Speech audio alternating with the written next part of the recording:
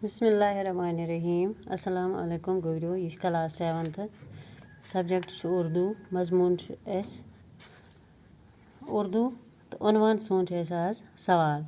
गोबरो आज लेसनुक आखिरी सवाल करुन सवाल इत पठन कि इस सबक में कई ऐसे अल्फाज किए गए हैं इस्तेमाल किए गए हैं जो एक दूसरे के ज़िद हैं दपा यथ लेसनस मज यथ सबकस मज हसा कह अल्फाज तम गमित इस्तेमाल यम अकिस ज़िद गोबरो मसलन नेक और बद एक दूसरे के ज़िद हैं अच्छा और बुरा एक दूसरे के ज़िद हैं इथे पठन आप झेल के 8 अल्फाज की ज़िद यानी इनके मुतजाद अल्फाज लिखिए दपा इथे पठन यम हसा दिथ यत बन कन 8 लफ्ज दितमत उमन लफ्जन हंद ज़िद लेखन गोबरो यम लफ्ज अके लिखमत बोर्डस पे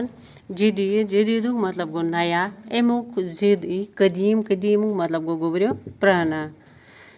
इथे पठन ब्याक लफ्ज आसमान आसमानस ज़िद ज़मीन पत चांद चांदुक ज़िद गोबरो सूरज यानी आफ्ताब झूठ गो अपुज सच्चा गो पोज ब्याक लफ्ज सेहतमंद सेहतमंद गो युस तंदुरुस्त इंसान आस हेल्दी आस अमुक ज़िद गो बीमार ब्याक लफ्ज ताकतवर यानी युस पावरफुल आस ताकतवर अत क्या यी कमजोर ब्याक लफ्ज अमीर अमीर गो दौलतमंद अत यी ज़िद गरीब